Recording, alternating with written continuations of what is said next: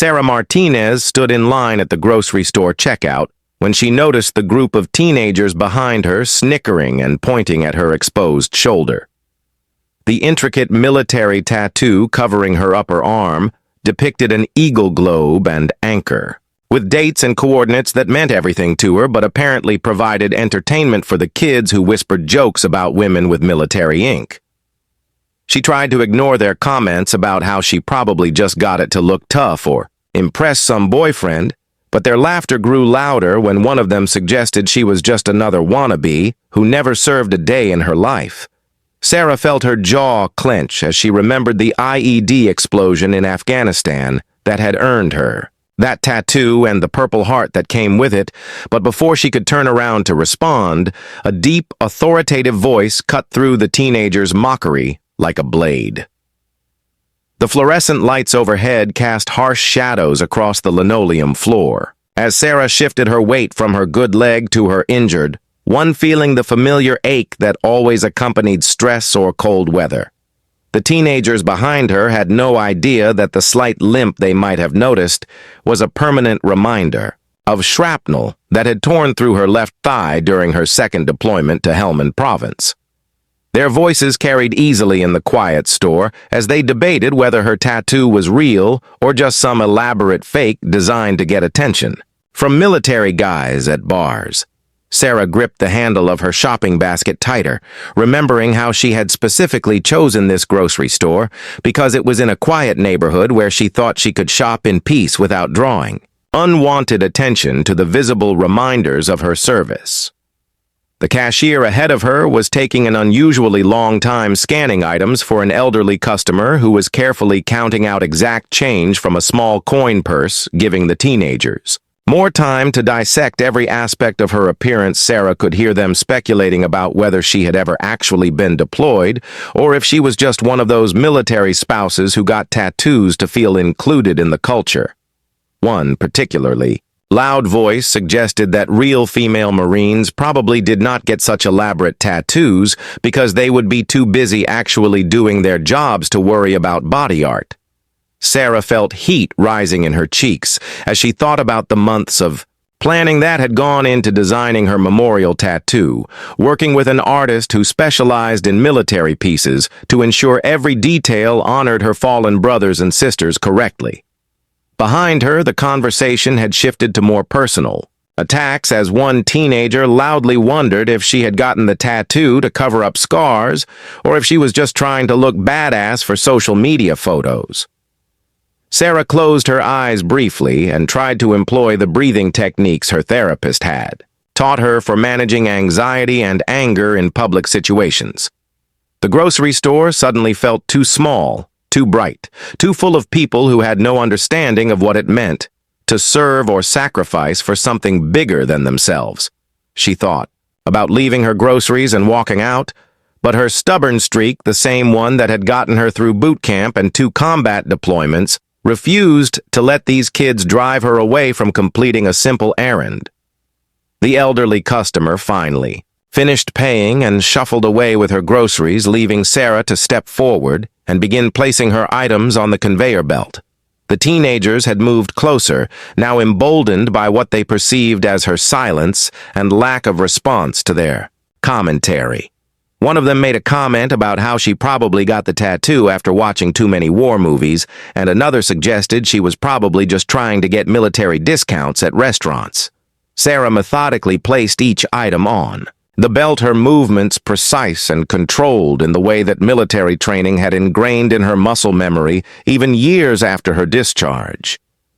The cashier, a young woman probably not much older than the teenagers behind her, began scanning Sarah's items with practiced efficiency, occasionally glancing up with sympathetic eyes that suggested she had heard at least some of the cruel commentary.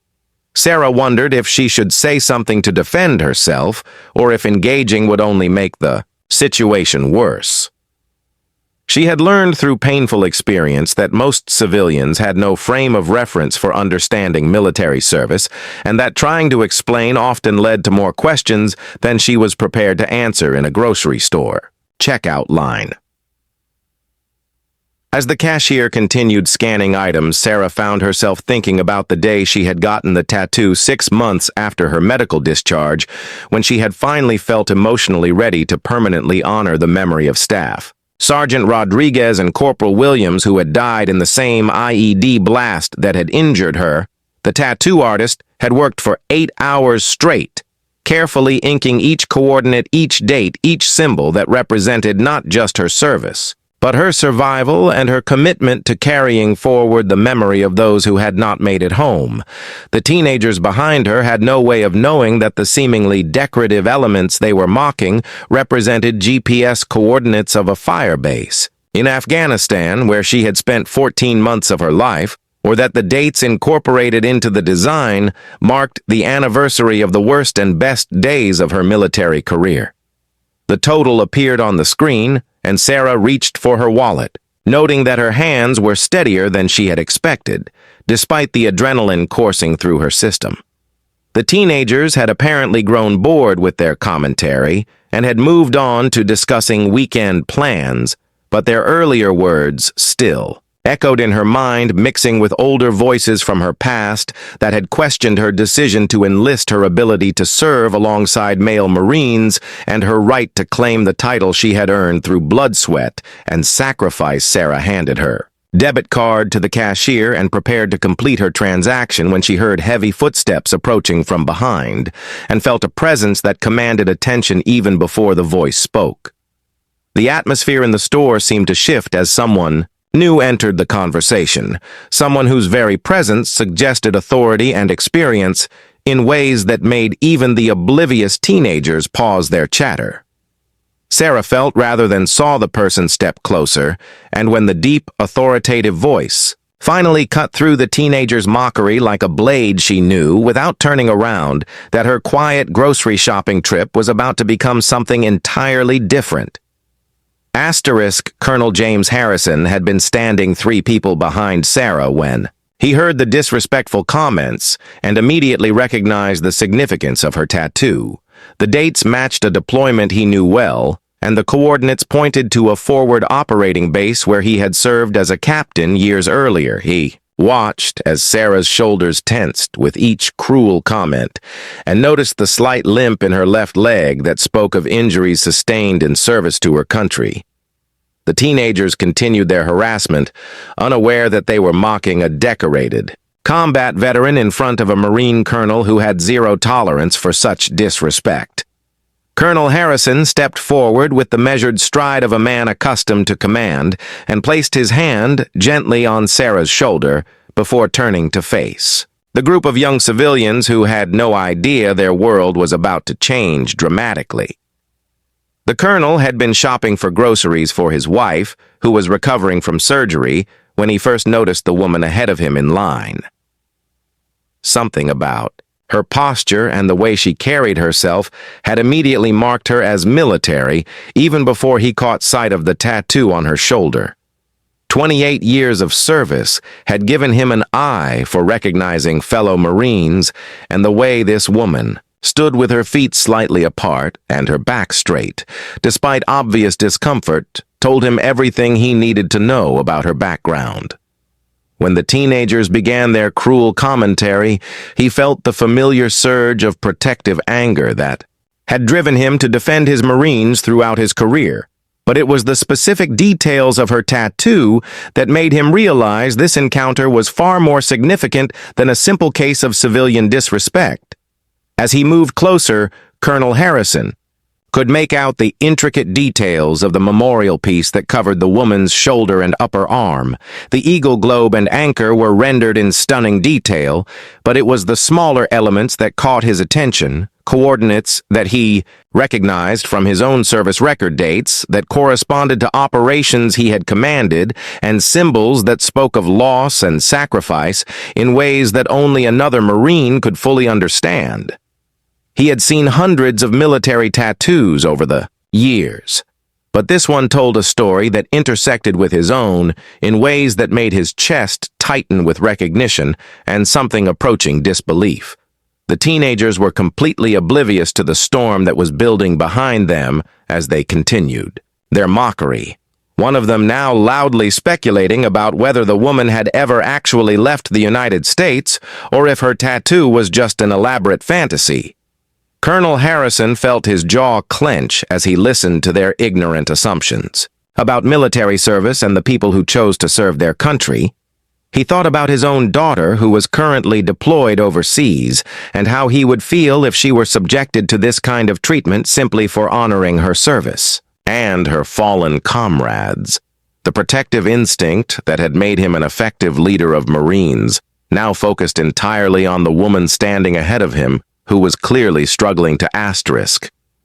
maintain her composure. Colonel Harrison could see the tension in the woman's shoulders and the way her hands had formed loose fists at her sides, indicating that she was fighting every instinct to turn around and confront her tormentors. He recognized the self-control that military training instilled, the ability to remain calm under pressure, even when every fiber of your being wanted to react with force.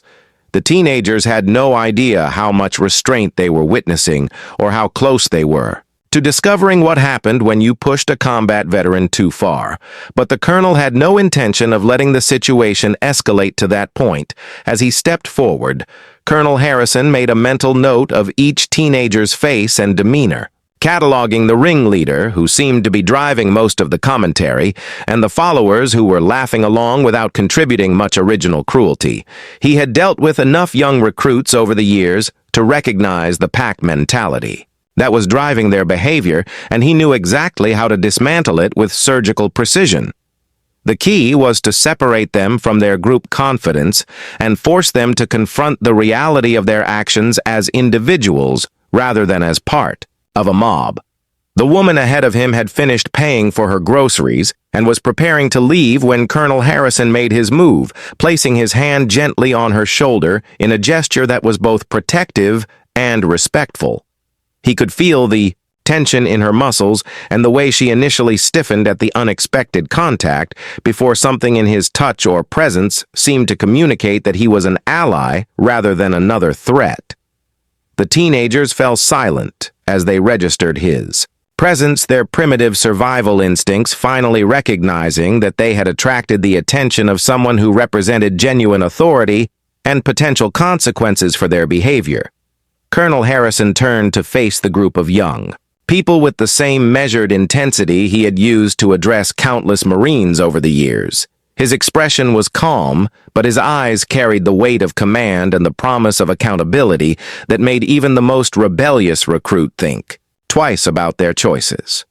The teenagers shuffled nervously as they found themselves under the scrutiny of someone who clearly belonged to the same world as the woman they had been mocking, someone who understood the significance of what they had been ridiculing and who had the presence and authority to make them face the consequences of their ignorance.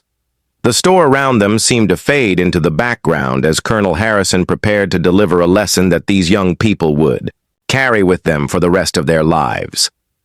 He thought about all the Marines he had served with over the years, the ones who had come home and the ones who had not, and the debt of honor that connected every person who had worn the uniform. The woman beside him represented everything that was best about military service: sacrifice, courage, and the willingness to put others before yourself. And he was not going to allow her to be diminished by the ignorant cruelty of people who had never been asked to give anything for their country.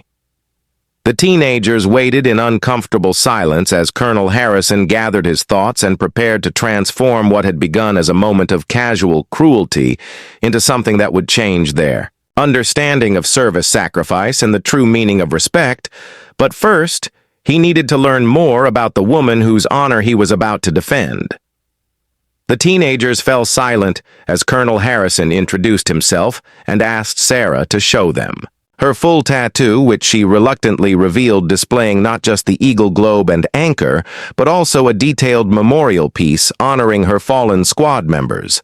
The colonel then began recounting the specific battle those coordinates represented, describing how Sergeant Martinez had dragged 3 wounded Marines to safety under heavy enemy fire before an IED blast nearly took her life. The teenagers' faces went from smug amusement to horrified embarrassment as other customers gathered around. To listen to the colonel explain how this young woman had earned 2 Purple Hearts, a Bronze Star, and a medical discharge after losing partial hearing and mobility in her left leg. The store manager appeared, having heard the commotion, and when he learned what had transpired, he made an announcement over the intercom that would ensure this moment became something none of them would ever forget. Sarah hesitated for a moment before slowly rolling up her sleeve to reveal the complete artwork that covered her shoulder and extended down her arm. The teenagers who had been so quick to mock what they could see from a distance now found themselves staring at a masterpiece of memorial art that told a story of brotherhood, sacrifice, and survival. In vivid detail, the main piece featured the eagle globe and anchor, surrounded by dog tags bearing the names of fallen Marines, each one carefully researched and positioned to create a flowing narrative of loss and remembrance. Below the central design coordinates were etched in precise military font marking locations where battles had been fought and lives had been lost, while dates in Roman numerals commemorated moments that had changed the course of her life forever. Colonel Harrison stepped closer to examine the tattoo, his experienced eye immediately recognizing the significance of every element, while the teenagers watched in growing discomfort as they began to understand the magnitude of their mistake. The coordinates Sarah had chosen were not random numbers meant to look military. They marked the exact location of Forward Operating Base Chapman, where Colonel Harrison had served as a company commander during the same deployment that had nearly cost Sarah her life. The dates incorporated into the design corresponded to specific operations that he remembered with crystal clarity, including the day when Sergeant Martinez had become a legend among the Marines who served alongside her. As Colonel Harrison began to speak, his voice carried the authority of someone who had witnessed the events he was describing firsthand. He told the gathering crowd about the morning when insurgents had launched a coordinated attack on their convoy using improvised explosive devices and small arms fire to create chaos and confusion among the Marines who were conducting a routine patrol through what they had believed to be a relatively secure area. Sarah had been serving as a squad leader that day, responsible for the safety and welfare of 12 Marines, who looked to her for guidance and protection when the world exploded around them in a symphony of violence and terror. The colonel described how the first IED had disabled the lead vehicle in their convoy trapping 2 Marines inside while enemy fighters opened fire from concealed positions in the surrounding buildings. Sarah had immediately taken charge of the situation, directing her squad to establish a defensive perimeter while she personally moved through the kill zone to reach the disabled vehicle and extract the wounded Marines inside. The teenagers listened in stunned silence as Colonel Harrison painted a picture of courage under fire that bore no resemblance to the Hollywood fantasies they had been mocking just minutes earlier. Other customers in the store had begun to gather around, drawn by the colonel's commanding presence and the obvious gravity of the situation he was describing. An elderly man who had been shopping for his weekly groceries found himself standing next to a young mother with 2 small children, both of them captivated by the real-life war story unfolding in front of the checkout counter. The store manager had emerged from his office after hearing reports of a disturbance, but instead of finding trouble, he discovered what appeared to be an impromptu military ceremony taking place in his grocery store. Colonel Harrison continued his account, describing how Sarah had successfully extracted the first 2 wounded Marines and was returning for a third when the second IED detonated directly beneath her position. The blast had thrown her 15 feet through the air and left her unconscious with severe injuries to her left leg, partial hearing loss, and a traumatic brain injury that would require months of rehabilitation and therapy. But even as she lay bleeding and disoriented, Sarah had continued to direct her squad members to safety using hand signals when her voice failed her and refusing medical evacuation until every one of her Marines had been accounted for and treated. The teenagers who had been so confident in their mockery just minutes earlier now stood with their heads down, unable to meet the eyes of the woman they had ridiculed, or the colonel who was systematically dismantling every assumption they had made about military service and the people who chose to serve their country. The ringleader of the group, a boy who could not have been more than 17 years old, looked as though he might be sick as the full weight of his cruelty began to settle on his shoulders. Sarah stood quietly beside Colonel Harrison, her eyes focused on some distant point as he recounted the worst day of her military career. She had never heard the events described from an outside perspective, and listening to the colonel speak about her actions with such respect and admiration was both humbling and overwhelming.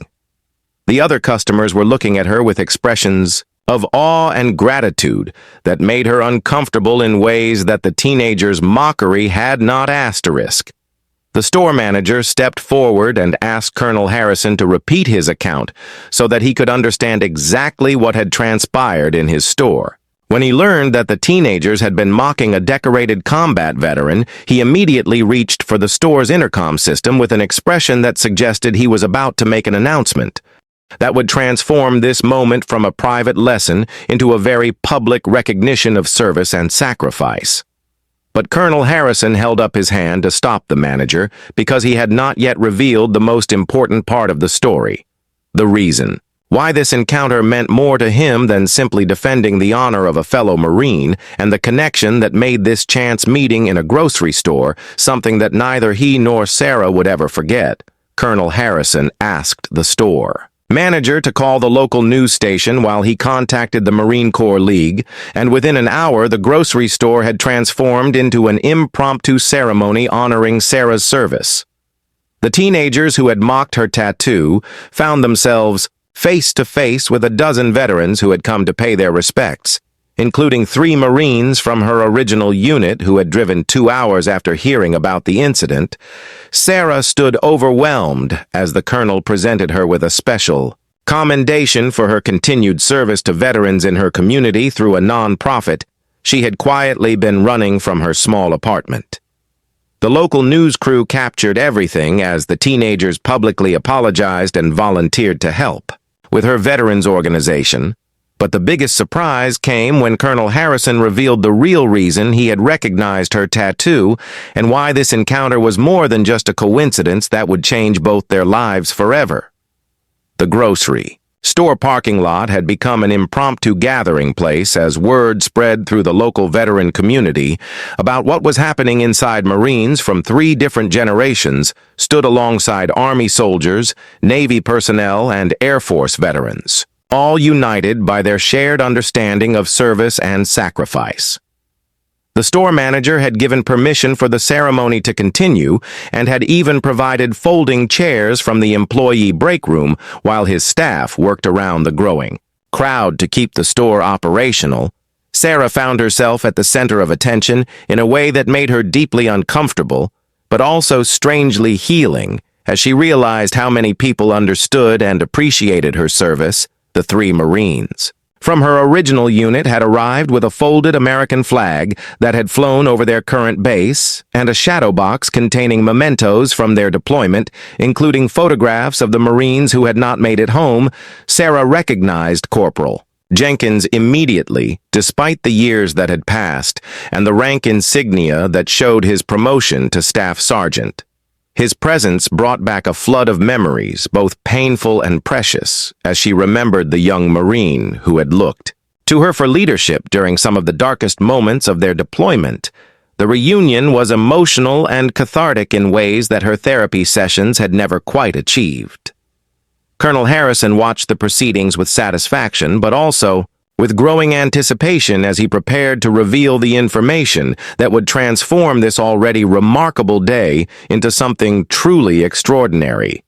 He had made several phone calls during the past hour, including one to his wife who was recovering at home and another to a contact at Marine Corps headquarters who had helped him verify the details he needed to share. The teenagers who had started this entire chain of events stood quietly to one side, their earlier arrogance replaced by genuine remorse and a dawning understanding of the magnitude of their mistake. The local news crew had arrived with cameras and microphones eager to capture a feel-good story about community support for veterans, but they had no idea they were about to witness something much more significant. The reporter, a young woman who specialized in human interest stories, began interviewing Sarah about her service and her current work with veterans, but Colonel Harrison interrupted to ask if he could make a special presentation that would provide important context for the story. The reporter agreed and positioned her cameraman to capture whatever was about to unfold. Sarah stood nervously as Colonel Harrison reached into his jacket and withdrew a manila envelope that he had been carrying since his arrival at the store. He explained to the gathered crowd that he had served as a company commander during the same deployment where Sarah had earned her decorations, but that he had never had the opportunity to personally thank her for her actions on that terrible day in Afghanistan. The envelope contained copies of after-action reports, witness statements, and commendation letters that painted a complete picture of Sarah's heroism and the impact her actions had on the Marines under her command. But the most significant document in the envelope was a letter that Colonel Harrison had written 20 years earlier when he was Captain Harrison serving his first combat deployment. As a young officer trying to lead Marines through impossible situations, the letter was addressed to his unborn children and described the Marines who had served under his command, including a female squad leader whose courage and leadership had saved his life and the lives of countless others. The letter specifically mentioned Sergeant Martinez and included a promise that if he ever had the opportunity, he would find a way to properly honor her service and sacrifice. Colonel Harrison began, reading excerpts from the letter, his voice steady, despite the emotion that was clearly building as he spoke about the young Marine who had risked everything to save her fellow warriors. The crowd listened in absolute silence as he described how Sarah's actions had not only saved lives that day, but had also inspired him to become a better leader and a better Marine. The teenagers who had mocked her tattoo were now crying openly as they understood the full scope of their cruelty and the remarkable woman they had attempted to diminish. Sarah felt tears streaming down her face as she listened to words of praise and gratitude that she had never expected to hear. The guilt and self-doubt that had plagued her since her medical discharge began to lift as she realized that her service had mattered in ways she had never fully understood. The other veterans in the crowd were nodding and wiping their eyes as they recognized their own experiences in the story being told and felt the healing power of recognition and respect. The news reporter realized she was witnessing something extraordinary and signaled her cameraman to continue recording as Colonel Harrison reached the climax of his revelation. He explained that he had been searching for Sergeant Martinez for over 15 years, hoping to find her and express his gratitude, but that military privacy regulations and her medical discharge had made the search nearly impossible. The chance encounter in the grocery store was not just a coincidence, but the answer to decades of hoping and searching.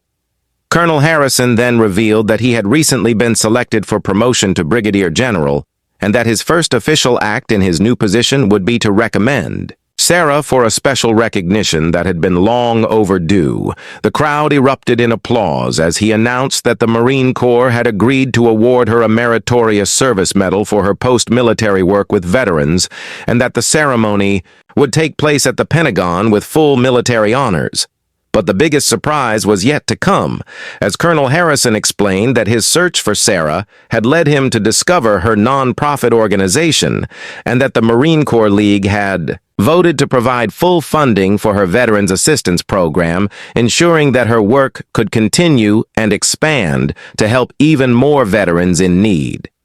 The teenagers who had started the day mocking a stranger's tattoo found themselves volunteering to help with an organization that would change their understanding of service sacrifice and the true meaning of heroism forever.